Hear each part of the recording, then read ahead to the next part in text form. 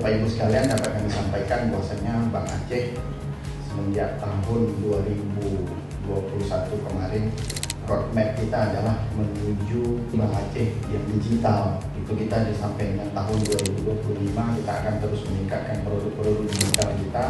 Yang kedua adalah Bank Aceh harus bisa menjadi BUMD yang bisa membantu dan meningkatkan taraf hidup masyarakat.